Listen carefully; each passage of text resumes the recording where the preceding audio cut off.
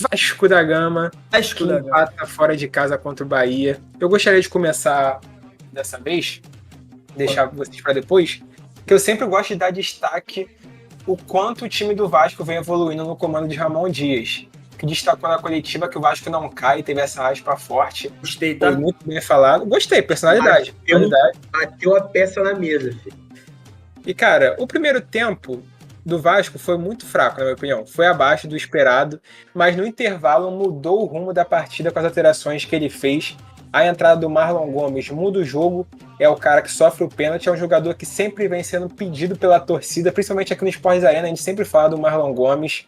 E a entrada do Sebastião Ferreira também, que deixou o Veguete não tão isolado assim como na primeira etapa, ficou uma dupla de ataque ali interessante, teve a companhia ali, os dois ficaram juntos no ataque, dividindo ali o setor ofensivo, e a estreia de Dimitri Payet foi muito promissora, animando os vascaínos, e pô, a chance que ele teve, ele passou a bola pro Jair, que infelizmente perde a chance do jogo para a equipe vascaína, a cara do Vini já deixa isso claro, mas acredito que tem tudo para dar certo o Dimitri Payet no Vasco, com esse pouquinho do que ele mostrou contra o Bahia, já dá para ver que ele vai ser muito importante para o Vasco. Claro que precisa de um pouco mais de ritmo de jogo, aprimorar sua forma física. Ele não está mal fisicamente, mas estava muito tempo parado. E outro jogador que eu gostaria de ressaltar aqui, que eu falo a ponto para o Vini Sampaio, que criticou muito a contratação, é Paulinho ou Paula. Cara, Paulinho jogou muito bem. Jogou muito bem, Paulinho Paula. Tá jogando muito bem, se destacando. E na segunda etapa, com as alterações do Vasco, ele cresceu mais ainda na partida. Cresceu muito mais na partida, jogou muito bem. E falando do jogo em geral, eu acho que o placar foi justo. Acho que o placar foi justo. As duas equipes jogaram tecnicamente bem ali, buscaram. No final da partida ficou uma bagunça ali, os dois times indo pro ataque nem maluco. O Bahia saindo no contra-ataque, porque era contra-ataque do Vasco. Ficou mais doideira ali no final. Mas eu acho que foi um justo placar, e até se o Vasco vencesse, ou o próprio Bahia, não seria nada injusto, porque foi equilibrado, foi um jogo equilibrado, e o Jair, mal demais, como eu disse, acabou sendo expulso ainda no lance meio duvidoso. Não duvidoso, eu achei duvidoso o seguinte, porque ele marcou falta contra o Vasco, mas expulsou o Jair, não entendi. A arbitragem é meio maluca, e deixo claro aqui que o Gilberto também deveria ter sido expulso no lance do pênalti. O jogador já tinha amarelo e fez um pênalti que era para no mínimo amarelo. No mínimo amarelo, aquela entrada que ele deu no Marlon Gomes, e não entendi porque não foi expulso. Mas enfim, esse foi meu comentário aqui da partida. O Vasco evoluindo cada vez mais, saiu com um empate, poderia ter saído com a vitória. Eu acho que para os vascaínos ficou um pouco aquele gostinho de poderia ter sido melhor, mas para mim foi um resultado justo e um ponto, eu diria um ponto importante, mas como era um adversário direto mesmo na briga, o Vasco saiu um pouco ali, a torcida saiu um pouco triste, porque eu queria a vitória. Perfeito. Cara, eu queria falar antes do Vini, porque eu não vou me estender muito, e eu sei que, óbvio, ele tem bastante coisa para falar sobre o Vasco. Mas eu queria começar meu comentário fazendo algo que eu nunca faço, tá? Que eu nunca faço e que eu acho... Não gosto quando fazem, mas hoje eu vou fazer esse papel. A temporada do Vasco da Gama, pra mim, tá muito estranha. Eu não digo pelo Vasco, mas por interferências externas. Tudo que acontece... Cara, esse foi o jogo... Tipo assim, eu pelo menos já perdi a conta de quantas vezes a gente veio aqui no Sport Arena falar que o Vasco foi prejudicado por arbitragem. O Elé falou bem, o Gilberto deveria ter sido expulso. Diversos outros lances que a gente falou aqui, aquele impedimento contra o Palmeiras, por exemplo, não foi contra o Palmeiras que a gente falou aqui? Foi ou não foi? Toda rodada a gente vem aqui falar alguma coisa que eles fazem contra o Vasco da Gama. E se isso se resumisse às quatro linhas, ao campo, seria estranho, mas não seria tão ruim quanto o que eles fazem fora de campo também, com toda essa questão envolvendo o São Januário, envolvendo a sua torcida, envolvendo a casa do Vasco. Então, eu não quero acusar ninguém aqui. Eu também, sei lá, não acho justo ficar apontando o dedo e falando que tem alguém fazendo alguma coisa pro Vasco se ferrar na temporada. Mas eu acho mas eu acho minimamente estranho essa sequência de tomadas de decisões que prejudicam o Vasco e que passa 10 minutos, chega na mesa redonda de qualquer programa de esporte, todo mundo fala que a decisão foi errada. Todo mundo fala. Não é como se a gente estivesse em 1980 e não tivesse o VAR, não tivesse tecnologia, não tivesse juiz que a gente espera que seja minimamente profissionalizado. Nós estamos falando de 2023. A dona CBF de receita por ano? 1 bilhão de reais. Não é 1 milhão, não é 10 milhões, não é 100 milhões, é 1 bilhão de reais. Como que a entidade máxima do futebol brasileiro, com 1 bilhão de reais por ano, não consegue investir e profissionalizar o seu esporte, os seus árbitros, sei lá, sua tecnologia, qualquer coisa que faça com que o futebol melhore? Porque o Vini falou muito bem aqui, quando a gente estava falando da arbitragem no clássico entre Flamengo e Botafogo. Cada dia que passa, a gente tem mais, mas parece que a gente tem menos. A gente só regride, mesmo tendo muito mais oportunidade e ferramentas para progredir. Por isso que eu acho que o futebol brasileiro se estagnou, é um dos motivos. E eu acho muito estranho o que está acontecendo com o Vasco. Toda rodada a gente vem aqui falar de alguma interferência externa que prejudicou o Vasco da Gama. Seja ela uma arbitragem duvidosa, seja um cartão que não deveria ter sido dado, seja um impedimento que foi omitido, qualquer coisa. Mas é uma sequência que não justifica e que todas as tomadas de decisão são erradas. Porque se fossem decisões certas, a gente ia falar, beleza, porra, toda hora o jogador do Vasco fica impedido, é foda. Pô, toda hora o jogador tá entrando duro, é complicado. Mas não, cara. São lances capitais que mudam rumos de partida e campeonatos. A gente vem aqui falar que estão errados, que são erros da arbitragem. Então, acho muito estranho. Queria só levantar essa hipótese aqui, mas eu vou me manter calado. Eu não quero acusar ninguém, botar o dedo na cara aqui, beleza. Sobre o jogo, vou falar um pouquinho mais sucintamente. Dimitri Payet, não acho que ele vai ser... não acho que a gente tenha que jogar um peso nele de chegar e falar assim, cara, você vai ser o responsável por tirar o Vasco do rebaixamento.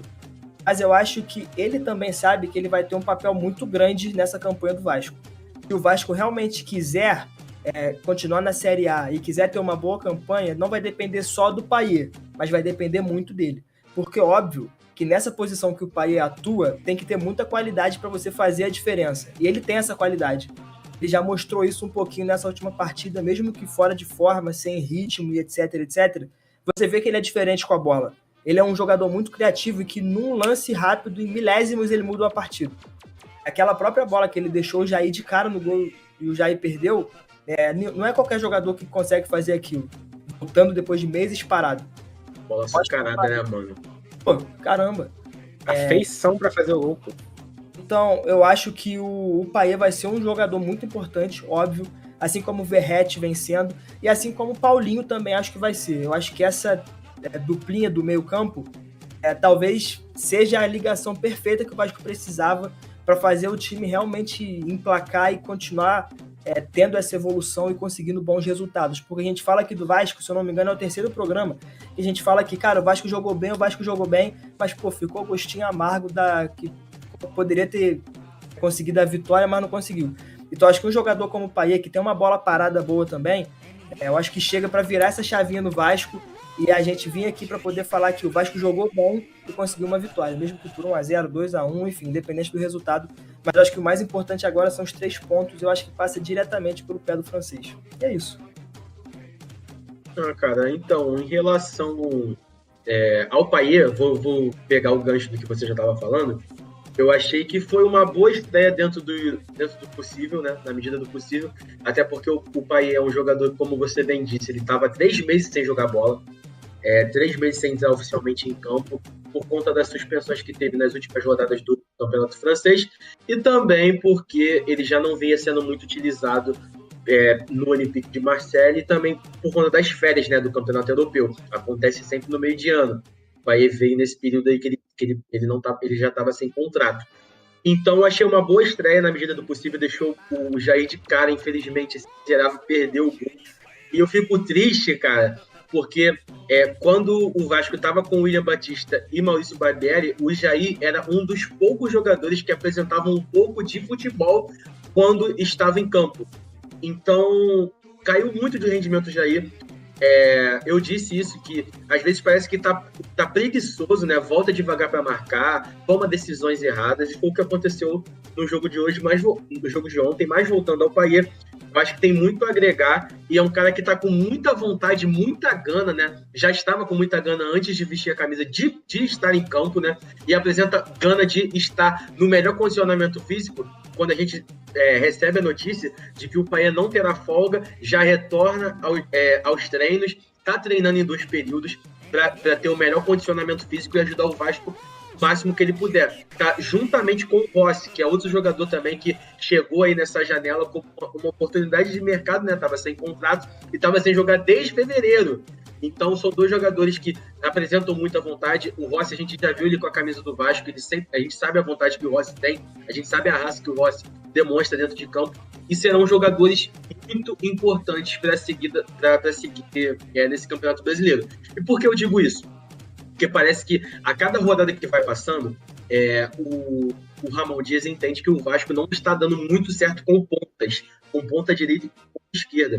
Principalmente contra o Bahia. Se você for pegar o primeiro tempo, o Bahia teve a posse de bola muito superior ao do Vasco. Pegando aqui, ó, nas estatísticas, o recorte de primeiro e segundo tempo, no primeiro tempo o Bahia teve 62% da posse de bola, enquanto o Vasco teve 38%. O que é disso? Porque o Bahia do Caixinha, do Renato Paiva, desculpa, ia falar o técnico do Bragantino. O Bahia do Renato Paiva, ele gosta de jogar com a bola nos pés. E o Bahia do Renato Paiva joga num 4-1-4-1. Com apenas um volante ali, o primeiro volante que é o Rezende, o Cidadinho Tassiano armando, e o Ratão e o Ademir são pontas muito ofensivos, que vão e voltam o tempo todo, voltam para recompor defensivamente, também sair jogando, mas também estão sempre ali na linha de fundo, além de contar com o Gilberto pelo lado direito, que é um lateral ofensivo. Todo mundo sabe das qualidades técnicas que o Gilberto tem. Então o Bahia é um time que gosta de jogar com a posse de bola. E o Vasco no primeiro tempo não teve meio de campo. O único jogador que estava se destacando um pouquinho que fosse era o nosso amigo Paulinho Paula, tão criticado quando chegou e agora tão aclamado por mim e por todos os torcedores vascaínos. Ontem eu estive presente em São Januário, né, naquela festa que a torcida fez, cerca de 20 mil pessoas aos arredores de São Januário, e eu também aproveitei ali, já dei meu ticket, fila do perdão, fui lá pedir perdão para todo mundo, Paulinho Paula e tal. Todo mundo já entendeu a situação, estamos bem hoje em dia. Mas a respeito de formação, o Vasco não deu certo com o Serginho e Peck pelas pontas, e aí o Ramon Dias fez exatamente o que eu falei, mano. De verdade, ele fez exatamente o que eu falei. Eu falei, cara, o Ramon tem que tirar os pontas, cara. O Peck e o Serginho não estão rendendo. Tira o Serginho, coloca o Payet, joga no 4-1-4-1, quer dizer, 4-1-2-1-2.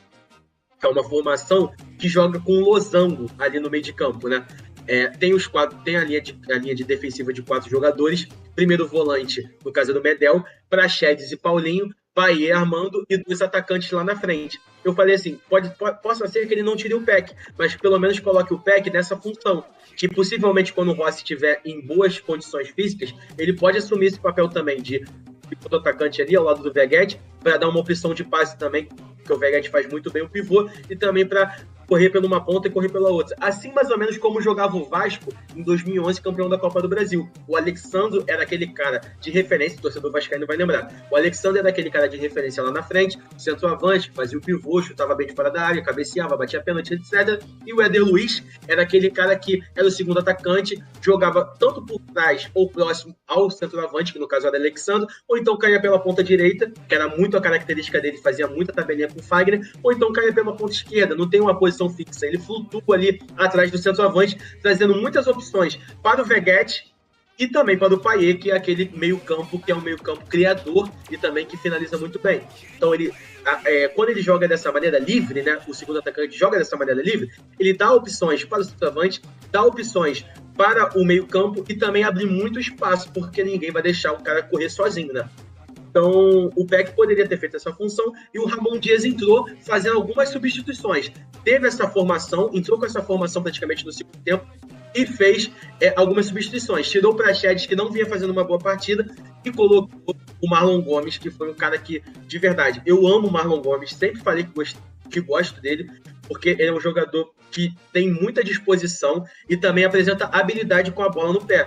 E foi assim que saiu o pênalti, né, que o Marlon Gomes sofreu, que num drible de corpo ele tira um jogador e no X1 contra o Gilberto toma a frente, sofre o carrinho por trás, pênalti para o Vasco, e como disse o Arthur para mim, também foi um pênalti claríssimo, o Gilberto merecia ter tomado um cartão, porque, cara, se você pegar o recorte e se você pensar, só imagina, cara, um jogador, ele é driblado e quando ele sofre o drible, ele vem por trás e dá um carrinho por trás.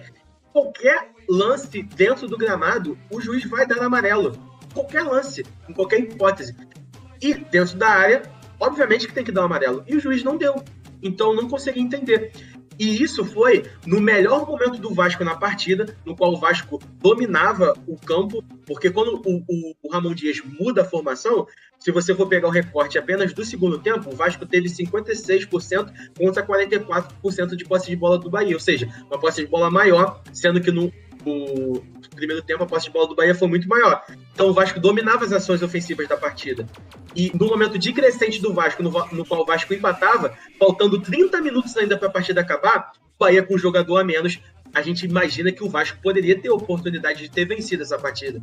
Então fica com aquele gosto amargo de derrota, porque o Vasco poderia sim ter saído com a vitória na partida contra o Bahia na Fonte Nova, porque teve mais uma vez erro de arbitragem. E aí, caindo por esse quesito, né, do erro de arbitragem, se a gente pegar os últimos 4 jogos do Vasco, nos últimos 4 teve lances polêmicos. Primeiro jogo, contra o Bragantino, Red Bull Bragantino, Vasco e Red Bull Bragantino, o pênalti no Veguete foi claro. E o Daronco demorou mais de 4, 5 minutos para poder ver um lance claro de pênalti. Sim. E por conta disso, teve que aumentar os acréscimos, e o gol do Bragantino sai no finalzinho dos acréscimos, cerca de 5, 6 minutos que teve de acréscimo, por conta da interferência do árbitro de demorar bastante para ver. Então isso aí já é um erro da arbitragem, porque ele estava de cara pro gol, demora muito tempo para analisar um lance claríssimo, e aí por conta disso aumenta os acréscimos, sai o gol do Bragantino nos acréscimos do primeiro tempo. O Vasco ia ganhar aquele jogo? Você sabe. Poderia ser que segurasse o placar, poderia ser que aproveitasse os espaços, porque o Bragantino teria que partir para cima no segundo tempo, e aí o Vasco aproveitasse bem os contra-ataques, com Gabriel Peck, Serginho, Eric Marcos, seja lá quem for, os jogadores de ponta. E aí depois, Vasco e Atlético Mineiro. Teve mais um erro da arbitragem, na minha opinião, que foi o puxão do Maurício Lemos no Gabriel Peck. Graças a Deus não interferiu no resultado da partida, o Vasco saiu vitorioso, só que com gramado horrível, um jogo muito aberto. O Atlético tem bons atacantes, Paulinho e Hulk é uma das melhores duplas do Brasil, e poderia ser diferente. O Galo poderia ter arrancado o empate ou até mesmo saído vitorioso, né, do duelo contra o Vasco no Maracanã. E aí depois, seguindo, Palmeiras e Vasco, a gente já falou na semana passada, não preciso nem citar o impedimento inexistente que aconteceu, já tinha dado início a outra jogada, assim como foi mais ou menos no lance do Wesley, né, na falta do Tietê, não teve outro, não deram impedimento, não deram falta por conta de outra jogada, ser formulada outra jogada. O lance do Palmeiras foi praticamente a mesma coisa, só que a arbitragem entendeu totalmente diferente, mais um erro, e aí sim o Vasco saiu prejudicado, porque o Palmeiras venceu o jogo de 1-0, se o Vasco tivesse feito o gol, tinha arrancado o empate do Palmeiras, até mesmo saído com a vitória, mais uma vez a gente não sabe, e agora mais uma vez contra o Bahia, no empate amargo, na minha opinião. Então, 4 jogos seguidos que o Vasco é prejudicado pela arbitragem, a gente fala aqui, o Vasco vai na CBF, emite nota, se pronuncia, mas no final não adianta de nada, né? O empate amargo, diante de 20 mil torcedores que estavam ali ao entorno da barreira, de mais uma decisão, na minha opinião, equivocada da justiça, e o Vasco luta para que os jogos sejam bem apitados, não só nos jogos do Vasco, mas também nos jogos em geral, emitindo essas notas contra a CBF, por mais que pareça que não adiante de nada, e também luta para que receba seu torcedor dentro de sua casa, e o Vasco está lutando na justiça. O Lúcio Barbosa está deixando isso claro, para que o jogo, no dia 16 de setembro, contra o Fluminense, seja com o mando de Vasco dentro do Rio de Janeiro, seja ou em São Januário, ou então no Maracanã. No Maracanã está fechado provisoriamente, e o Vasco não tem muito o que fazer, até porque não é um dos times que é responsável, né, manutenção de gramado e tudo mais, os times responsáveis. Então, são Flamengo e Fluminense, mas São Januário é do Vasco, é a casa do Vasco. O Lúcio Barbosa tá lutando incessantemente para que esse jogo, o Vasco Fluminense, seja recebido em São Januário, né? Porque nada é mais justo do que o Vasco, nos jogos que é mandante, ter sua torcida dentro de seu estádio. A gente não tá pedindo nada demais. O Vasco já foi punido, a determinação da justiça já saiu, o Vasco cumpriu os 4 jogos de punição, já estamos mais de 73 dias sem receber jogos em São Januário, e até agora nada foi resolvido, e a gente luta, né? A gente está cada dia aqui falando sobre isso, e também os representantes do Vasco estão a cada dia lutando para que tenha justiça, né, nesse caso, porque o Vasco está sendo injustiçado. Não tem jeito, não tem outra palavra para falar. Não, perfeito. Falamos bastante aí sobre o Vasco.